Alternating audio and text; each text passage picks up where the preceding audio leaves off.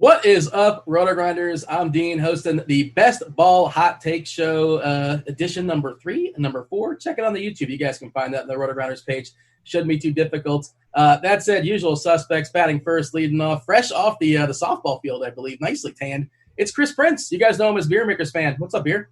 How much, buddy? Like I said, softball has taken over my life. My daughter plays travel softball, so that's been a lot of practice, a lot of tournaments crammed into a short time. But still time to study up the hot takes for best ball for season long. Hopefully DFS. Hopefully we have a football season. I'm going with yes, we're going to have one and ready to roll, ready to talk some teams and some hot takes here today with my boy Gimino.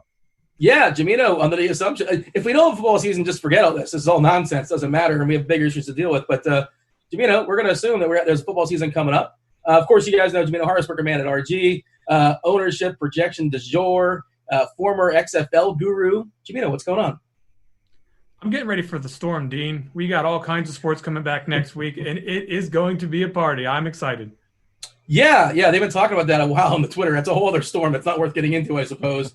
But, we're going to have baseball, theoretically. We're going to have baseball, football, basketball. Golf will still be going on. MMA, which I've been playing as well, too. And I'm sweating golf lineups as well. But this is all about hot takes. It's about football. We're going to feature 5 teams today, 5 teams that have at least one player that are kind of, lightning rods. People have strong opinions as far as whether they're being drafted right now in best ball, whether they're taking them too early, whether they're taking them too late. That said, Gimino, we're going to start with the Minnesota Vikings, Dalvin Cook. Of course, the situation with Cook is like he's talking about holding out. Not a lot of leverage there as far as holding out, so we don't know if he is, we don't know if he isn't, and we don't know how much that matters depending on where he's being drafted. I'm going to start with you, Gimino. And remember, this is the hot take show. I don't want a lukewarm take as far as Dalvin Cook. Give me something scalding. I'm not going to draft him that much in the top of the draft this year, Dean. A couple of reasons that we've already talked about. One of them, there's a little bit of a contract situation. I don't expect that to eventually be the reason why I'm going to be shying away from Dalvin Cook just at the top. If he falls down the round, obviously you can take anyone for the right price. But at the tippy top of this draft, you've got a guy who is playing on a team that has a relatively weak offensive line. They're decent at zone blocking, but for the most part, it's not the most amazing offensive line that you can find. Role security wise is a big deal. If I'm paying top dollar for a running back, I want to have both some upside and some role security. I don't know that you're going to get either one of those things with Dalvin in a true sense. You've got Madison behind him, who could certainly take away some opportunity. If he's got an injury history that reoccurs, like we've seen, 2017 ACL tear, hamstring issues several times. This is an individual who is not the easiest to keep on the field. And then to boot, you can draft players at his similar price point who I think are just as explosive upside-wise, have more role security like Alvin Kamara. You can make a good case for like Derrick Henry or Joe Mixon as guys you would want to take over a Dalvin Cook, who I do like as a player, a very explosive athlete, someone who could definitely, play the big-time RB1 fantasy role that we want. But at the end of the day, I'm just sort of shying away. I don't think that that's the player that I want to take if I have all those options at my disposal. Yeah, so Beer, we were talking pre-show and some of the drafts you're in, and he's being drafted all over the place. I guess somewhere in the first, all the way up to early in the second or so. You can speak to that as well. And how about yourself? When do you feel comfortable, if at all, or just he's already gone once your comfort level hits as far as drafting Cook? Oh, so this is hot takes. I'd love to disagree with Gimino here just so we could argue, but I'm in lockstep here. I love the player, but can you really count on him to play 16 games? And I know I don't play this game going in thinking my guys are going to get injured, but you have to still factor that in, especially when you're taking somebody inside the top 5. And unfortunately, it's a big factor here with Dalvin Cook. So as far as drafts go, I still see him go inside that top 5. I've seen him fall mid to late first. It doesn't really fall much further than the early second. I don't think the panic meter has gotten to that extreme level yet, but he doesn't have much leverage here. And they're not that far off in the numbers. They offer 10, he wants 13. You got to think, especially with Derrick Henry just signing, kind of sets a new bar, that they could find a middle ground here. But losing a year of not being able to accrue that year towards free agency, not being able to hand the fines back, there's a lot of different things that go against him. So I do think he'll report. If he's there, he's healthy. Yes, he's a top 5 guy, but there's guys I'd rather have. You guys know I love Joe Mixon. I've gushed about him on this show. I'm with Gimino. I think Alvin Kamara bounces back. And I think Alexander Mattison is really going to be a threat here. Why not utilize multiple backs? We've seen a lot of teams go to this where they're using multiple pieces. I think Madison's going to have a bigger role than people realize. So I would much rather wait, take Madison, who gives you some standalone value, and then if something happens to Cook, now you're talking about a league winner. So at current prices, I'm passing. If the public starts to panic and Dalvin Cook's falling late first, early second, of course I'm going to gobble him up. But fourth, fifth pick, I'd rather go Kamara, Mixon, guys like that. I feel a little bit better about. What about Michael Thomas? You want Michael Thomas or you want Cook? I'll go Thomas there. I tend to go running back early. I would go Mixon over Thomas. But right now, as it stands, I'll go Thomas over Cook. Chubb. Still going Dalvin. We just talked about Madison being a guy that has that standalone value, and Kareem Hunt is in the same camp, a guy that's going to give you points weekly. Something happens to Chubb, he takes over. Now you're talking about a guy you probably would have drafted in the first round if that was the scenario. So Chubb, great back, doesn't offer a lot in the passing game. I think Cook, much more involved in the passing game. So I'll go Cook over Chubb. Gimino, you agree with those? Yeah, basically, again, it's more about the price you have to pay for Cook at the top. And I think that's probably the price you're going to be asked to pay more often than not. I mean, I saw plenty of people in the Scott Fishbowl taking him down towards the back end of round number 1. And I think you can make some arguments for guys like Chubb and some other guys having equal problems down in that range. But just when you talk about paying the big time draft capital, I'm just not that interested. You have any big takeaways from the Scott Fishbowl? I know you drafted there. I mean, the big takeaway I have is my draft is still going, so I'll let you know when I'm done. Somebody's milking that clock. They're thinking about it. They're thinking about it. They are carefully studying. It's round 20 and they're still contemplating. Well, that's unfortunate. You have a takeaway beer as far as the Scott Fishbowl? Anything? Are you still on the clock or no? Yeah, we're in round 21 or 20. You're just throwing darts at this point. If you're looking at any lists or ADPs, like you should have thrown that out the window a long time ago. But same takeaways as last time. Just really surprised that some of the value at the wide receiver position gets pushed down the board with it being super flex, tight end premium. So some good names really available in those middle rounds. And when you get to round 7, 8, 9 in any kind of draft, start taking your guys. I think people, fall slave to lists and ADPs and, listen to so many people telling them, just go get your guys. Who do you like? Don't worry about ADP. ADP is average draft position. It doesn't mean that's where you have to take them. Just have an understanding of what everyone else is doing. So Scott Fishbowl, always a lot of fun. Hopefully wrapping it up here soon because I'm running out of darts to throw. All right, Beer. Let's say hypothetically Cook gets hurt. Madison becomes a top blank running back going forward. Top 10. I have the same concerns about this offensive line, but it's also a team that wants to run the ball, win with defense. I don't think they're going to be winging the ball over the field.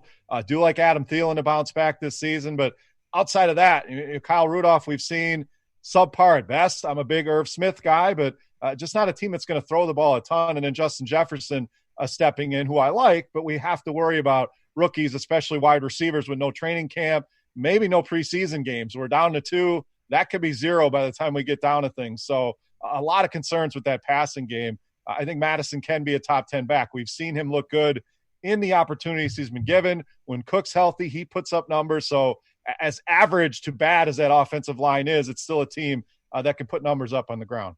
Yeah, Gimino, same question regarding the hypothetical of Cook getting hurt, the thoughts as far as Madison going forward. And, opportunity is king, right? More so with running back to receiver. Some guys just exercise, as Rebar would say. But Jefferson steps right in with Diggs being out. Your thoughts on Jefferson? Yeah, I think my concerns are about the same as Beers as far as, rookies in 2020. Not every single one of them is going to just get asked to play like a massive, massive role. Of course, the Vikings, they don't really have a lot of great depth at the position. So you can make an argument that he's almost for sure going to be involved. Olabisi Johnson, Chad Beebe, Tajay Sharp, these are not names that give you pause as compared to a player like Jefferson coming out of the draft here with a high pick. So I do expect him to be on the field pretty early. I do expect him to be involved. But again, the offense, maybe not supporting 2 legit studs, especially if they end up becoming one-dimensional late in games. If that defense doesn't play well, like they've got strong safeties, but the linebacker core has to continue to play well. The cornerback position is certainly an issue. If they end up not being a dominant defense and they're they're asked to basically say, okay, we're going to take away Thielen, make Justin Jefferson beat us. I don't know if I like that matchup in year number one. So it's not like just a lock this guy's going to step on the field and just start beating everybody. I mean, he absolutely has to have some favorable conditions as well. And I'm just not so sure the Vikings are going to be a team that's going to be dominating people in the way we've seen in years past. Gimino, sell me on the sexiness of Kirk Cousins. Nobody wants Kirk Cousins, right?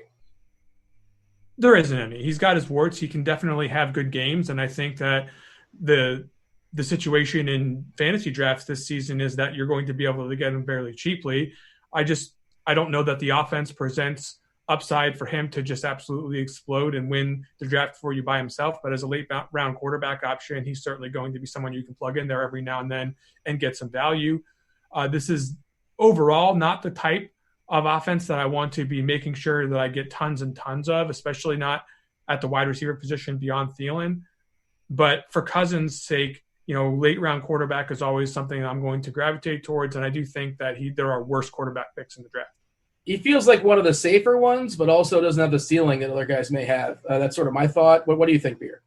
Yeah, I mean, he Scott Fishbowl, he was a good pick where you could get him because the completion percentage is always going to be up there, 65, 70, low 70s%. So he fits well in a two-quarterback system like that. But about as unsexy as it gets with Kirk Cousins. I think his biggest highlight is you got – what did he say? You like that? You like that? That was his best highlight. So steady, solid, a quarterback too in a multi-quarterback league, but not a guy I'm going out and getting, especially in best ball. You want some sort of spike weeks in there. He just doesn't really offer a lot of upside. It's steady. You definitely want some floor, but not a guy that I'm seeking out. Where's Irv Smith for you, Beer, as far as tight ends? 20, 25 overall? Unfortunately, he's in purgatory with Kyle Rudolph still.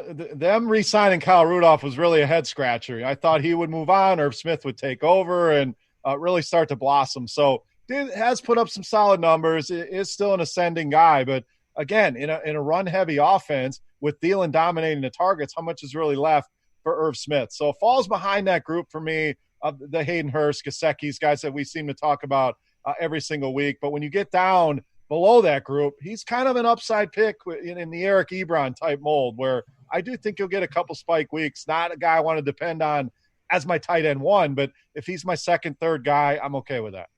Gimino, you have any hot takes as far as the Minnesota tight end situation?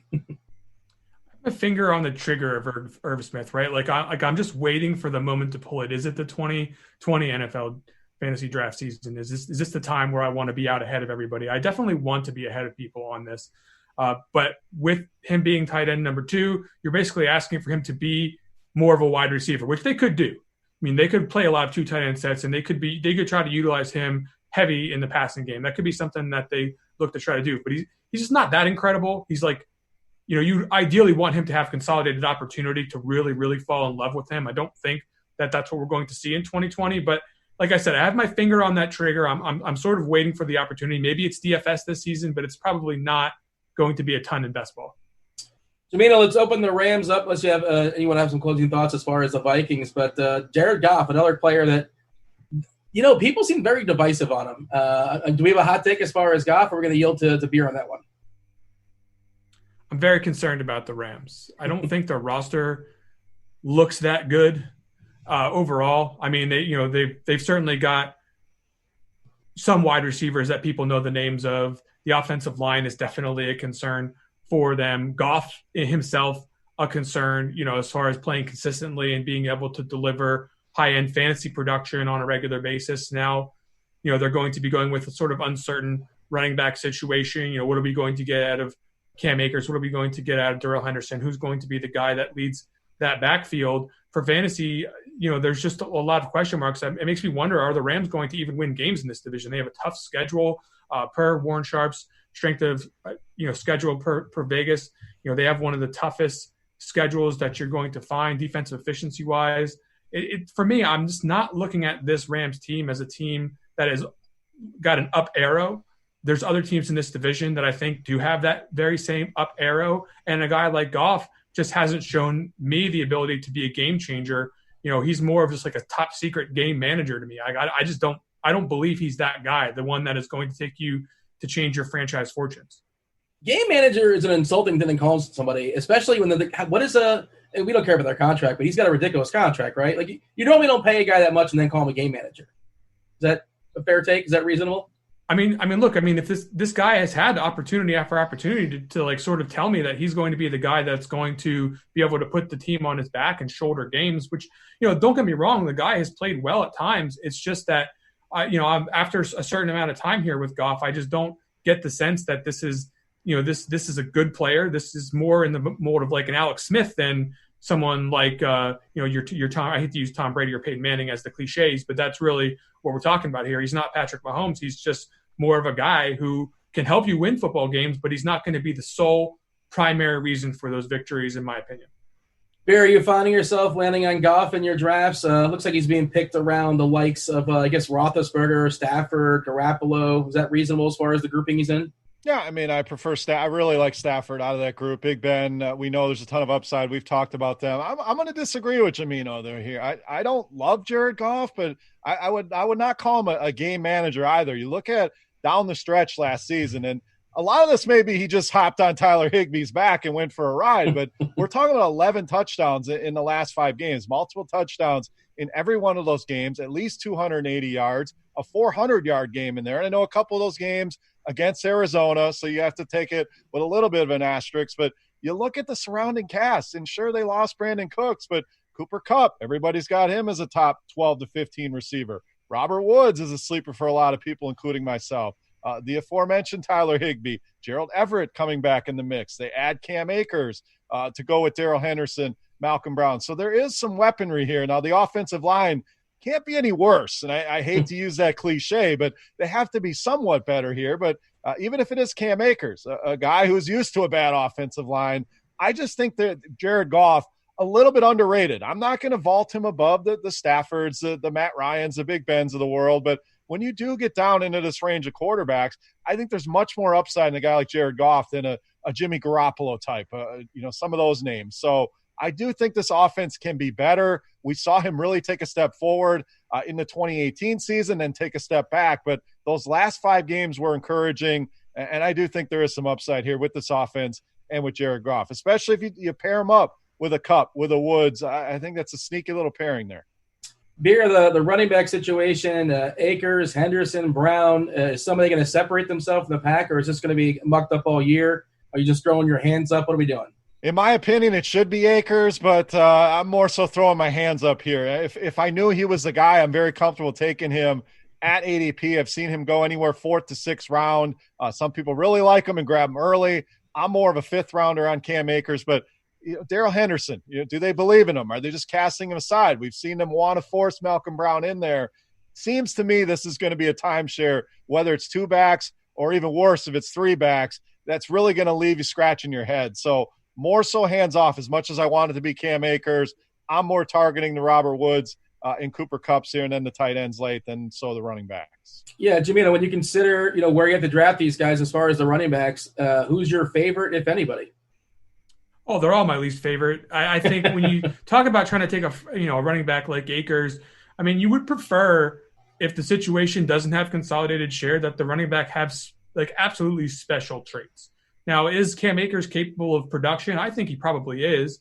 I do think that he lacks the kind of traits you see from like a Jonathan Taylor or I hate to, Saquon Barkley or Ezekiel Elliott or something like that. You're not talking about those guys. You're sort of just talking about a good but not great player on paper. We haven't seen him do it in the NFL. So you're asking, sort of a lackluster to poor offensive line. Maybe they can improve from last year, but you're certainly not talking about a top tier unit in this league as far as we know.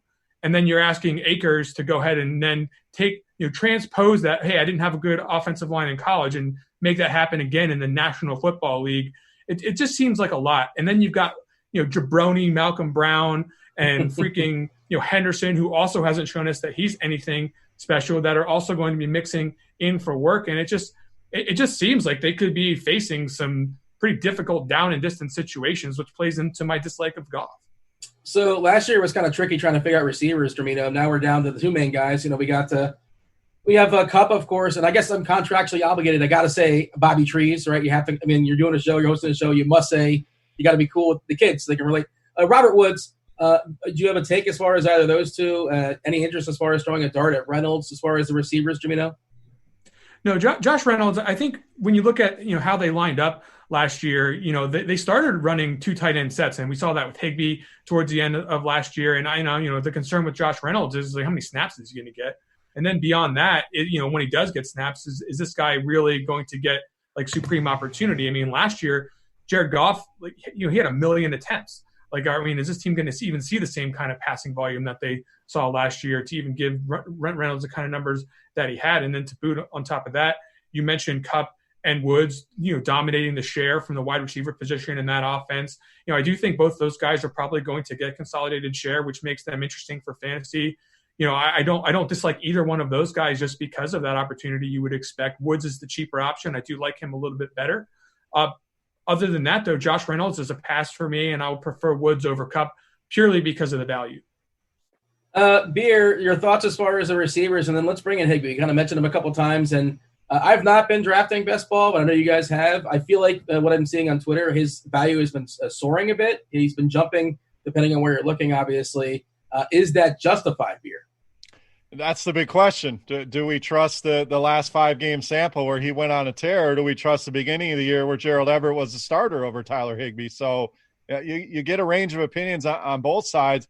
I think both guys are going to play, and that kind of leaves Josh Reynolds, holding the bag. And then you have to ask yourself as well on Cooper Kupp. We saw when they went to more 2 tight end sets, he couldn't play as much as in slot, and it really affected his targets and his numbers. He was scoring touchdowns, but the yards were not there. So Bob Trees is the guy that I'm definitely looking at, who is, he can put up numbers in a lot of different ways. We know they give him the ball out of the backfield.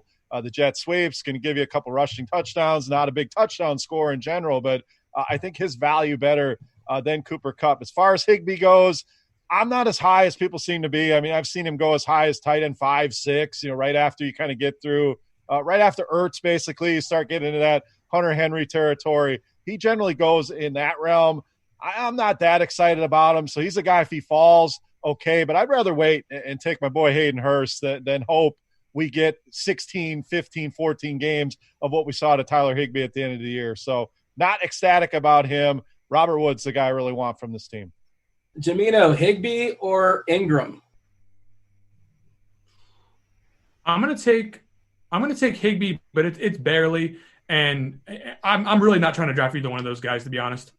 Hurst, or he's more of he falls back a little bit. Hurst, I like. I think Hurst definitely has the pretty secure role in that offense that makes me like him a lot better than Higbee at this moment in time. I'm a terrible host. I forgot to ask about Adam Thielen. I just kind of skated over him. You guys haven't taken Thielen? We can walk back for a second as far as Minnesota. Anybody feel free to jump in. He's good. I think he's very undervalued right now. People are kind of writing him off too quickly. And of course, you have to worry about the injuries. And, if he's the only show in town, you have to worry about him facing all the best corners, the best coverages out there. But I think he's a guy that can handle it, a guy that can utilize in the slot, outside. He's proven he can be valuable in either of those roles. And that's kind of the worry with Justin Jefferson. A lot of his production came from the slot. So if they're using these 2 tight ends, he has to play more outside. Can he answer the bell here? So I think Thielen, a guy that I seek out when I get tend to go mid-4th, early 5th in some drafts. Really haven't seen him in the 3rd yet. So I think there's some meat on that bone in the 4th, 5th round, and Adam Thielen, big fan. Yeah, Gimino, your thoughts? He might see more opportunity, more balls thrown his way, but also efficiency might drop as well, too, because there's nobody else on the field.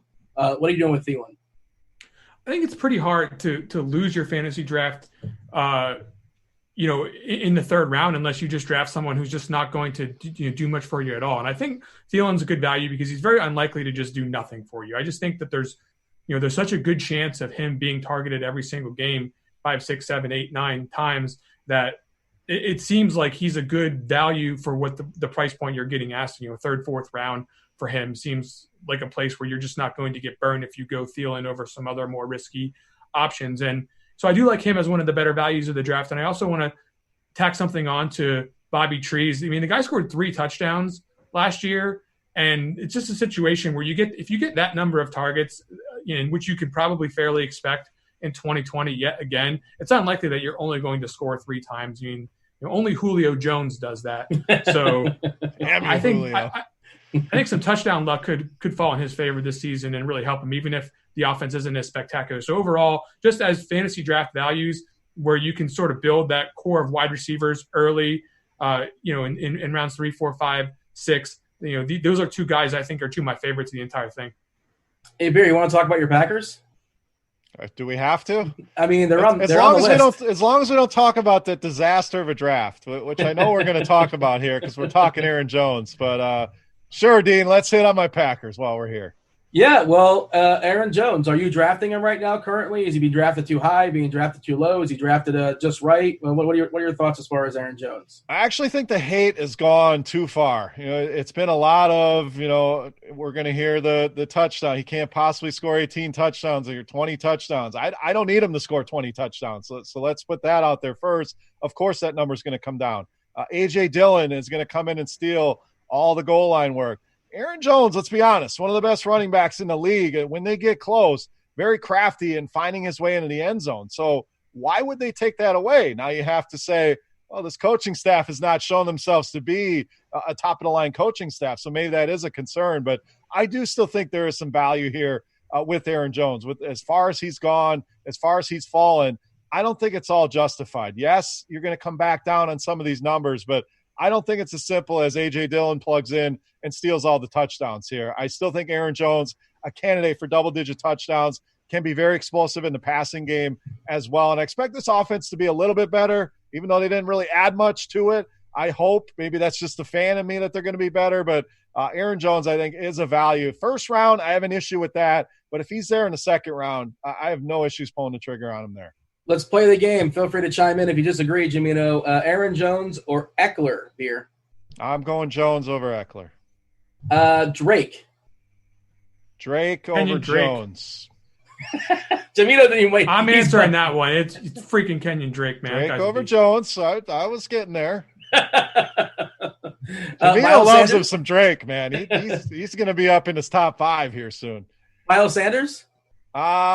Sanders, but very close. Gimino? Oh, I'm easily Sanders for me. I think Aaron Jones is a good player. I have some concerns about what's going on there in Green Bay, but they have a great offensive line. So that being said, situationally, Miles Sanders is more likely to get the work. Yeah, which is something that a sentence that people don't say often about Miles Sanders. That's one of the big concerns about him, at least that whole Philadelphia situation. Let's talk about Davante Adams. Let's talk about Aaron Rodgers. It's too bad that Cardi's not here because he has some takes as far as Aaron Rodgers. But Beer, can you play the role of Cardi or maybe not? Because is he good? Is he average? Is he just washed? What's the deal with Rodgers? I think he's still good. Is he elite? Is he the guy putting up 40 touchdowns and the gaudy numbers? I think that guy is long gone. But is he as bad as people want to dig the grave and get rid of him? No. So somewhere in the middle. He's a guy – I question the level of upside here. As much as I expect this offense to be better, it's not going to be the 30-point-a-game offense that we saw in years past. They want to establish the run. We saw the defense play a little bit better in that NFC Championship game, but over the course of the season, at least they had a semblance of a defense. So I just don't think there's going to be enough opportunity for him to put up huge numbers because it's Davante Adams. And then you're looking around and, I know Gimino used the Travolta, so I'm going to use the same thing. Like, where is everybody? I mean, I think Allen Lazard could be a value later in drafts. A lot of talk on some of the other receivers. I'm not as interested in the Valdez-Scantlings and the Funcheses of the world. Lazard is the target there. But legit Davante Adams, there's a case for him to be the number one receiver, and I think he can be that over Michael Thomas. The issue is one concussion away from maybe never playing again. So that's definitely a concern. But with no other viable targets, I don't see any reason why this guy can't lead the league in targets this season. So love Davante Adams. Aaron Rodgers kind of falls in that, that middle ground of quarterbacks where you're kind of like, whatever. I think there's more upside in a guy like Daniel Jones, as much as I hate to say it as a Packer fan. So pretty much hands off with Aaron Rodgers, but love the value in Aaron Jones if he falls far enough. And I have no issues taking Davante Adams mid to late first round once those big running backs come off the board. Gimino, are you ready to put a red tag in the locker and Rodgers, or are you still rolling him out there? Yeah, he's getting the red tag from me. I mean, I think that it's surprising where he's going in drafts, but I kind of think it's where he should be going right now. The identity of this team is just going in the wrong direction, at least from all the smoke signals we're getting. We have one of the best wide receiver draft class that you can find, and they go and they just fade the entire thing. I mean, it's going to be a situation with Trubisky where you look at, they could have had Mahomes. Like, just think about the guy. I think we're going to be having that conversation in a couple of years. Think about the guys that could have been on the Packers, and you name one of the guys this year. Probably one of those guys is going to be in that conversation. But then you look at how, they want to structure with personnel. They're probably going to run bigger packages. They're probably, they're not letting Aaron Rodgers have quite the same level of freedom at the line. They're drafting big bruising backs in high draft picks to try to get that sort of NFC North identity. Aaron Rodgers is a guy who had his success a lot of times playing out of structure, running around out there, extending plays, finding those guys deep down the field. And we're just not going to see as much of that. They certainly don't have the personnel to be doing that. I mean, for as much as you can like Allen Lazard or Devin Funchess, they don't really fit the mold of the Jordy Nelsons that are just, making it happen after the play's normal duration has expired. So for me, that when you take that away from Aaron Rodgers, he's not nearly as exciting. The offensive identity is going to be crap, and I'm just not that interested in taking him unless I'm getting him for dirt cheap. If I'm hearing you correctly, it almost sounds like you're suggesting the Packers are setting Rodgers up for failure. Is that what I'm hearing? Again, no, because they're going to win games. Like, I think that they're not really Despite setting themselves. him up for fantasy failure. Yes. Okay. For actual failure, probably not. Do you see Adams as a potential number one receiver this year? Of course. I mean, there's no way you can look at that opportunity and just shake your head at it. I mean, the guy certainly has proven that he can get it done without additional options on the team. And Aaron Rodgers just knows how to work with his top guy and knows how to place the ball where he can get it and really understand the timing of certain situations and routes. I'm just not seeing any situation where a guy like Adams, who can both catch in contested situations and create separation, is just going to be a poor fantasy pick. I mean, he's clearly one of the guys that you should be looking at if you're taking a wide receiver early. Adams or Tyreek? I like Tyreek Hill for best ball drafts because I think that you can get the pure ceiling with Kansas City is like a 50-plus touchdown season, and Tyreek Hill is just absolutely ham. But I do think Adams is overall the better fantasy pick. Beer, Adams or Tyreek, and then your favorite non-Adams receiver on the Packers if there is one. It would be Lazard, but that you're late and you're a couple beers in at that point when you're looking at Allen Lazard. So let's make that clear. I'm not going to reach for him if he falls far enough and you really don't recognize any of their names. Allen Lazard has shown some flashes of a guy that has Aaron Rodgers' trust, and that's half the battle with these Green Bay wide receivers. As soon as you miss a few assignments or run the wrong routes, you're in the doghouse, you're out. He seems to have a good connection with Allen Lazard. So a lot of that is superficial, but important when it comes to Aaron Rodgers. So as far as Adams versus Tyreek, I agree completely with Gimino. I think Adams is the better player in a season-long format. I think you're going to get more consistent weeks out of Adams, but best ball, you're going to get those big spike weeks out of Tyreek. So I still go Adams over Tyreek, but it's a lot closer for me in best ball. Does anybody want to sell me on Sternberger? He's intriguing, that now you're talking below like Irv Smith and Ebron, and then you're really in the dusty section of the tight ends, and you're really rolling the dice. I mean, we don't know a lot about this guy. Very athletic coming out of college, didn't play last season, so coming back from injuries, they haven't really utilized the tight end much.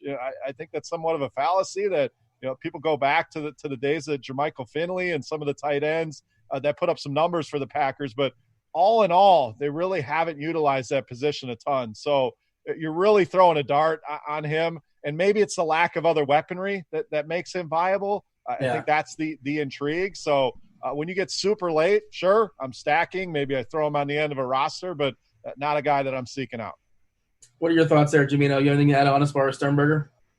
Not really. He's just sort of a guy for me. I mean, I can see where you're buying a good amount of opportunity for a low price and not being valuable in fantasy. But just if you're asking me to get excited about it, this is not what we're talking about when we're talking about excitement. We're talking about a deep tight end. Move on, Dean. This is boring. You know what's going to get you excited? The pants are coming off. It's the Titans. AJ Brown's exciting, right? Gimino, you excited? AJ Brown he's exciting. But is that built into his draft spot? How exciting he is? Yeah, it's probably built in too much. Yeah. I think that, again, I'm going to keep repeating myself about opportunity. I mean, you're requiring a pretty insane amount of efficiency when you project this offense to be one of the lowest volume offenses in the entire National Football League. They certainly play in a division where they're probably going to be set up to have a bunch of games where they aren't really required to uncork 35, 40, 45 pass attempts in a game. Ryan Tannehill has pretty much shown us that he's a better quarterback when he's not asked to throw it a ton of times.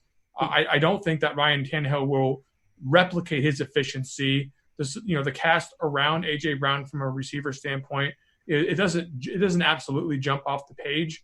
And while I think he's one of those guys we're going to be talking about for years as one of the top fantasy wideouts in the league, I just think the situation doesn't really call for him to have, like mega volume. So at his price point in the drafts, that's where I would be looking for players where I think have that sort of high volume offense upside. And I'm going to sort of maybe try to take a pass on A.J. Brown, go for those Seattle wide receivers instead. Yeah, that's kind of my thought process as well. Like, I love the player, I love the talent, but I don't love the opportunity necessarily. I don't love the offense. I don't love his quarterback. I don't love where I have to draft him. Beer, I imagine, I feel like people are going to reach on Brown. Maybe I'm wrong on that. You're drafting, I'm not. What are your thoughts? Love the player. Love the player. And I remember when he got drafted to Tennessee, doing rookie drafts and dynasty leagues, it was like, but it showed that he can work through that and did put up some numbers. But that efficiency, like Gimino mentioned, can they do that again? Absolutely not. It seemed like they scored a touchdown every time that they drove the field. The field goal kicker was rendered useless there. So I honestly, as much as I do love him, I think he's one of the most overdrafted players right now. So you want a hot take? That's a hot take. A.J. Brown should not be in the third round. And you have guys like Terry McLaurin, DK Metcalf, Calvin Ridley, names that are drafted way after him that have a similar level of not only floor, but probably more upside just with the type of offenses that they're in, especially Calvin Ridley in that Atlanta offense. So as much as I like him, seeing him go in the third round is absolutely atrocious. I mean, we talked Adam Thielen. I'd rather have Adam Thielen. I just rattled off a bunch of names. So A.J. Brown, again, much as I love the player, one of the most overrated players right now in these drafts. Yeah, the reason why it's not great to have receivers is they run the ball a lot. They run the ball with Derrick Henry. Just got paid today. Congratulations to him. Beer, your thoughts as far as Henry? It looks like he's being drafted right around the Kamara, I guess right before Mixon. Does that sound about right for you? Yeah, he's in that top 7-8 range. So he's always a guy that I've kind of stayed away from because he doesn't give you much in the passing game. But at the same point, you say the touchdowns are what he banks on. Well, he tends to get double-digit touchdowns every season. So I still struggle taking him in PPR league. If it's half PPR, I feel a little bit better about it. So really understanding your scoring settings. We know he's going to get the ball a ton. We know he's going to score double-digit touchdowns. But if he's not giving you anything in the passing game, really hard for me to pull the trigger there. So where he goes, I tend to pass on him. I'd rather have Mixon. I'd rather have some of those higher-end wide receivers even. Then Derrick Henry, the Michael Thomas, Devontae Adams of the world. So pass for me, but I've been wrong on him a lot. I've avoided him. He's burned me. He's put up these huge numbers. Can we get him to do it in the beginning of the season? What's with the only in December he goes on a mission here? So the playoffs matter. He doesn't play the playoffs. It sure does, and that's where I'm holding the hat because I don't have him, and I'm like it's December and I don't have Derrick Henry on my teams. But what about the 8 weeks before that? How is Darrington Evans going to work into this mix here? I mean, you still have to think this is Derrick Henry's backfield. They just paid him a lot of money. I still hesitate taking him 5th, 6th, 7th where he's going. Gimino, Henry? Look, he's just not going to have that many games where he has 40 yards. I mean, compared to the other fantasy picks on the Tennessee Titans, you know that picture of Derrick Henry standing next to Mark Ingram where he just looks like a giant by comparison? That's pretty much the comparison of Henry to the other fantasy plays on Tennessee for me right now. I think you're not certainly getting any kind of value, and you're not going to necessarily win your fantasy, league just because you drafted Derrick Henry in the first round. Big deal. Great. You drafted a guy who's going to get like 400 carries. Good. But, just at the same time, they have one of the easiest schedules in the entire league. That division sucks. And Derrick Henry is just going to get a boatload of opportunity, especially near the goal. I mean, it's just hard to find a play, like anything to really hate about him. You're probably not going to see him just absolutely run people over for 200 yards every single week. I mean, it seemed like that was happening towards the end of last year, but at the end of the day, volume is king, and he's going to get a ton. You have to like it. So if you like Henry, you probably don't like Tannehill so much? No, I don't like Tannehill, mostly because of the volume situation and also because I think he outperformed last year. I just don't think he can sustain that kind of efficiency. Yeah, I mean, he got paid too. Congratulations to him, but I feel like that Tennessee might regret that contract. Your thoughts, Beer, quickly, as far as Tannehill? I don't dislike him as much as Gimino seems to. He gives you a little bit with his legs, and at that point in the draft, there's not a lot, you get a lot of pocket passers, and you're talking Phillip Rivers, guys like that. So if you can give me a little bit of upside with your legs, I know the efficiency will not be there like we saw last season, but I think it's still be a pretty good offense here. Derrick Henry can open things up for the passing game with all the attention that he garners. So don't love him, but I don't hate him as much as Gimino does. Beer, a lot of people tried to make it happen last year. I guess he had his moments. Jonnu Smith? I'm interested. I've always been a big fan, and it can take tight ends 2, 3, 4 years to kind of come in and get acclimated and really find their footing. And now you get rid of Delaney Walker, who was kind of the big roadblock there for years, and they've shown they'll get creative with Jonnu Smith. I mean, it wasn't a playoff game, took a handoff for 60-some yards. So I think there is some upside. Now, the offense and where all these targets going to come from, I think, is the question, but really hard to question the talent there. Yeah, Gimino, still just 24 years old. Looks good in the uniform. Your thoughts as far as Jonnu Smith? Dean, any take I'm going to give you on Jonnu Smith is also going to be as boring as the Jace Sternberger take that I would have on Clark here. Oh, he's better than Jace. Come on. He's more exciting than Jace, no doubt. But I just can't get excited about any of these guys. I mean, it's just like whatever. Like I know that it's important. Every pick in the draft does matter. I think if you're drafting towards the end of drafts and you have waited on the tight end, Smith's a fine option, but there's no way I could sit here with a straight face and say that with any certainty that this is the kind of play that's going to be a difference maker. I don't know. I want to ask you about Corey Davis just to tilt you. Like, you'll get the old man like screaming at the crowds. Wait, you like Corey Davis? Oh, I got him in the 19th round in the Scott Fish Bowl. So it's how the mighty have fallen from a top 5 pick in the NFL draft to at that point, like I said, dusty eyes, like there's a name I know. Like, why not at that point? So I'm not taking him in the 10th round, but 19th round. I mean, can we write the guy off? Probably, but he keeps you hanging on. Pulls me back in. He shows little flashes. So I go back to the targets. AJ Brown clearly the leader. If Jonnu is going to take a step up, but there's not a lot of running back targets. So maybe there is enough targets where he can give you enough value in a best ball league. Give me 3-4 decent spike weeks, and I think he can pay off his price pretty easily. Yeah, okay, well, just thinking of the Godfather, once you're out, Corey Davis, he pulled you back in. He's too cheap. We'll move on, Gimino. I know I want to ask you more about more Titans you hate.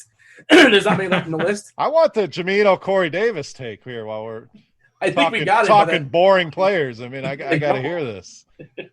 We just talked about how like one of like the studliest, like Adonis WRs in the entire league, guy who's going to be the future of the league. AJ, I don't even like him. Like, what am I going to say about Corey Davis? The guy, 3rd round, 19th round. I mean, he stinks. Move on. I just pulled up his player profile, by the way. His best comparable is another guy that disappointed. Jordan Matthews, remember him out of Vanderbilt? There you go.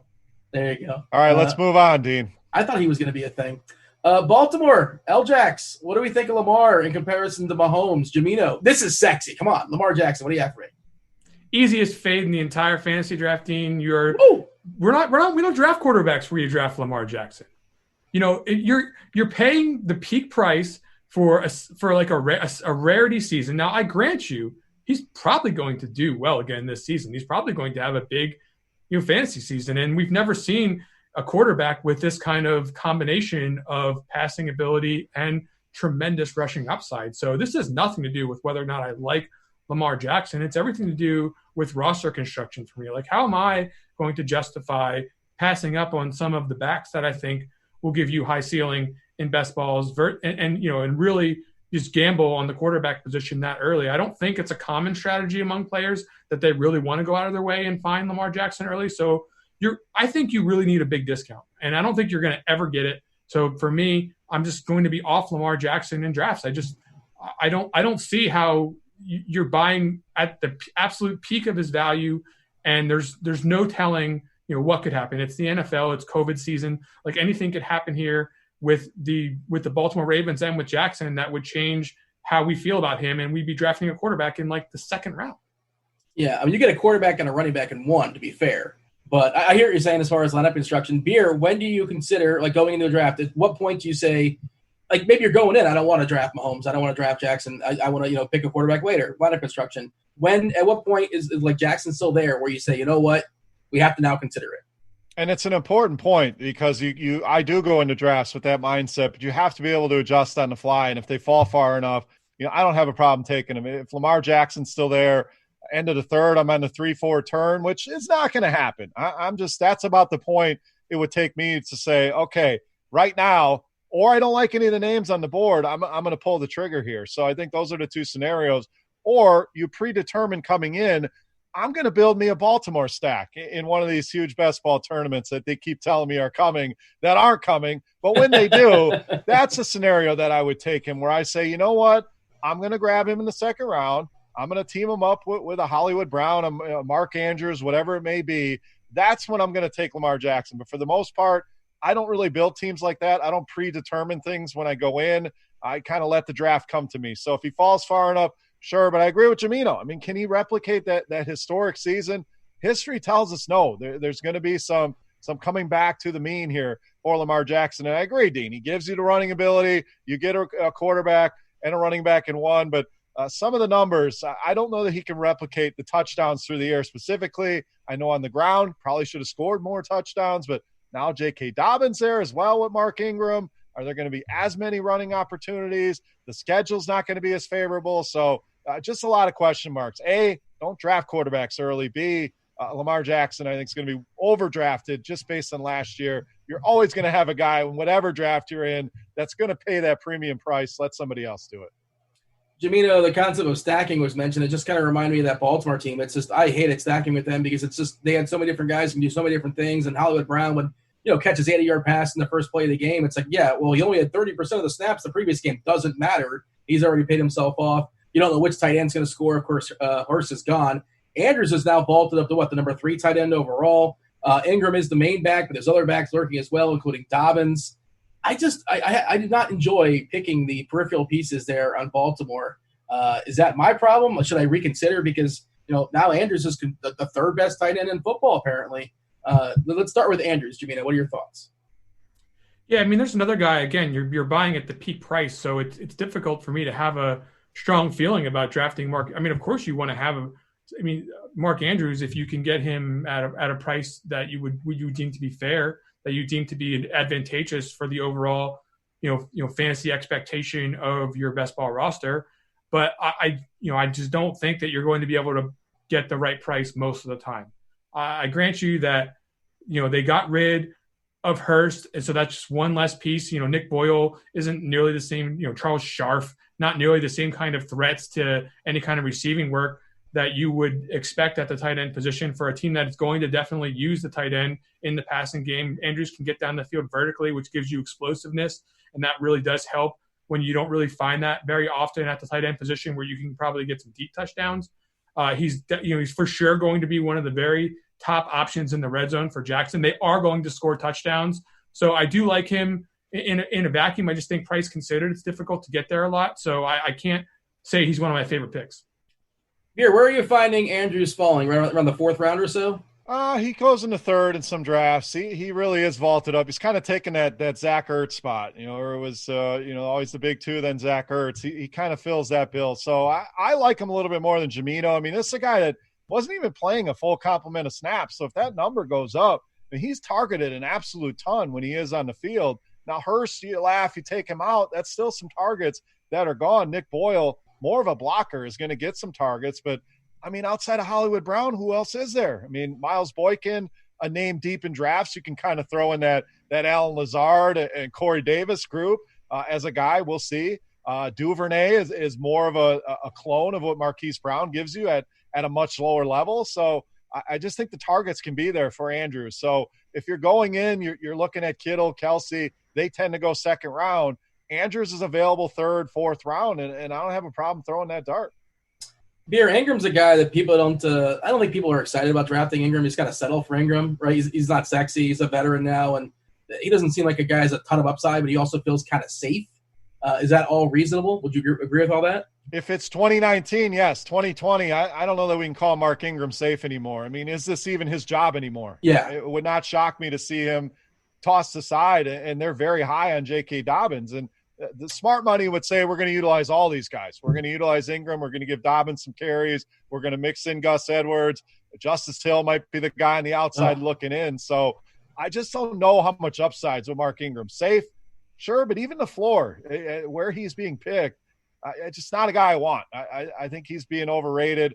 Dobbins goes around the 7th round. The 6-7 turn is where I see him. Feels a little rich. I mean, I love him in dynasty leagues. I think eventually when this is his backfield, you're really going to start to see him shine. But again, no preseason, no information to go off of. We're going in blind. What kind of role is J.K. Dobbins going to have? We don't know that. And if you invest at 6th, 7th round pick, whatever, you're not going to lose your draft there. But if you overinvest in them, that can hurt your team in the long run. Do you want either piece of this, Gimino, as far as Ingram and Dobbins? They're probably both going around, 7th round or so, 7th, give or take? More or less the same? Is that right, Beer? I got 3 words here on Mark Ingram. Jonathan Stewart Chicken. What Jonathan Stewart Chicken used to be in our home league was you would watch Jonathan Stewart plummet down the draft board and see it was a game of chicken to see who would actually take him. And I think you're with Dobbins in the mix here. I think you're starting to see a little bit of that with Ingram, where he starts falling down the board. And I lost Mark Ingram chicken in the Scott Fishbowl, by the way. I drafted him because he fell like I needed a running back, and he just fell far enough. Where'd you get him? But I didn't. Oh, I don't remember. It was like 8th or 9th round or something pretty ridiculous. That's not bad. I don't like it. I don't like Ingram. I don't think you can count on much. Especially in a seasonal league where you have to start the guy. In best ball, at least you don't have to worry about whether or not he's going to be in the lineup. He'll just get whatever he gives you. But I can't envision a situation where even if like Dobbins isn't in the mix, I mean, you've still, like you said, you got Gus Edwards still around. You've got Lamar Jackson for rushing upside. We already talked about that. I mean, where's the situation where Mark Ingram's going to win you your fantasy league, Dean?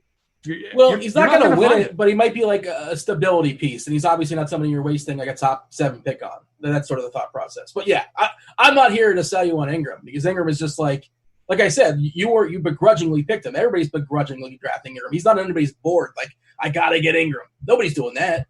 He's not a play-to-win pick, but I'll tell you who is a play-to-win pick on this team. They actually kind of have 2 of them. I think one of them is definitely more play-to-win than the other. Marquise Brown he wasn't really fully healthy last season. And this offense was not loaded up with additional options here. So if you're a believer in the passing ability of Lamar Jackson, and you're a believer that Marquise Brown didn't, like more like the week 1 Marquise Brown is what we'll see in the future here, then he's definitely a guy he's not like priced tremendously high. I mean, you're getting him 7th, 8th, 9th round a lot of times. Definitely a place where you're kind of looking to find high upside receivers, and I think that's a fair place to take a shot in best ball drafts. And I don't think that he's like this, he's not like the Deshaun Jackson like archetype. I don't think. I think he could get a little bit of volume in some, in some universe. I'm not saying that that's what to expect from him, but he's a top option in this offense. Period. All right, let's play the game, Gimino. Brown versus Will Fuller. I'm taking Will Fuller, but it's close. Oh, Boyd. I'm taking Marquise Brown. I'm not that interested in Mark. A lot of people like Boyd this year, but I would just rather take Boyd he's not winning the league for you. I'm sorry. I think Marquise Brown every now and then could win the league for you. Gallup. Brown. What do you think here, Beer? You agree with all these? You want to chime in? You want to disagree? I'm going Tyler Boyd over Brown. I love Brown. Same reasons he mentioned. You mentioned the 80-yard touchdowns, and yeah, maybe he's not the Deshaun Jackson, but those kind of plays in best ball leagues are very valuable. Now, is Tyler Boyd going to give you that? No, but I do think he's going to give you stability of floor with some upside. We've talked about that offense. I think they're going to be drastically improved, and what can we really count on A.J. Green for? So Boyd I will go with. I also agree on Fuller. Fuller's one of those guys. We're going to have to talk the Texans in one of these, because this wide receiver core, I mean, you're really throwing a lot of darts with Fuller, Cooks, some of the other guys there. So I do like Fuller. If he's healthy, he can be a top 10 receiver. We know that's the issue, but He can put some huge weeks on the board as well. What was the other name? I got Fuller. I got Boyd. Who else? Oh, Gallup. I'll go yeah. Brown over Gallup. I do like Gallup. I think is vastly underrated, but I don't think you have to reach for him. I think people have kind of written him off, and you can still get some good value there. So I'll go Brown over Gallup. Was there two guys you said, Gimino, that you think you can kind of break the slate here? Or did we mention them both? Was there Brown and somebody else? I'm waiting for the second name. Yeah, I mean, if you go to the Miles Boykin concert, there are plenty of good seats available. Nobody's buying tickets to the Miles Boykin show right now. I mean, the guy, and look, who can blame him? The guy actually played a little bit last year, and he just didn't really get that much done. The way they were dominating in games. They were absolutely kicking people's asses all over the place, and there was no reason to take rookie Miles Boykin and start to schematically involve him in the offense. But when you look at the physical traits, you look at the catch radius, you look at, he's got some speed. He's got, a really high speed score. I mean, he's got the ability to do, the downfield stuff, the contested catch stuff, and also work a little bit mechanically, sort of underneath. I think he fits more of that X archetype better than Brown does. And there's a situation where I could see Boykin taking the next step and becoming a more prolific part of this offense, certainly for the draft price. I mean, you're talking about drafting him in 18, 19, 20. I mean, like the very end of fantasy drafts. I mean, he's absolutely, one of the cheapest players that you're going to find starting for an offense that's expected to be good. I'm interested. Closest comparable on playerprofiler.com is Chris Conley, for what it's worth. Beer, jump in here. Are you sold on Boykin? I don't know about sold. I'm intrigued by the upside and some of the points Gimino made. I mean, this is a talented guy out of Notre Dame. We know that. Didn't get a ton of opportunities. It's also an offense that, it's got clear top 2 targets and a team that doesn't throw a ton. So, he's left with the scraps. But could he be a 7-touchdown guy? I think he has that level of upside. So at that point in the draft, again, Corey Davis, Lazard, you're hoping for crumbs. Can he give you some crumbs late in the draft? I think he can. 5 teams down for the Best Ball Hot Take Show. We always at the close strong. Give me something scalding. Who wants to bat first? Who wants to set the bar? Well, Jimino's going to pull out a Miles Boykin top 10 here. He can lead off. You've been called out, Gimino.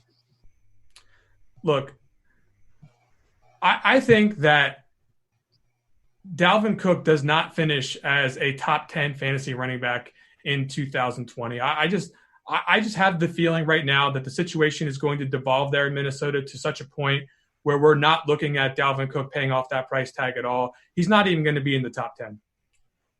Here, is that scalding? I mean, it's warm. I don't know if that's scalding, but fair enough. Not in the top 10. See it and raise it, Beer. I'm going to go Adam Thielen. I'm going to stand that same team, top 5 wide receiver this season. There you go. That's a little hotter. I appreciate that. We should be back next week. It's under my assumption that we will be. Probably knocking out 5 more teams, maybe the aforementioned Houston Texans. That'll be fun times for sure. With that, thank you for listening to the Best Ball Hot Take Show. That was Beer. That was Gimino. That was football. I was Dean. We're out of here. Holler.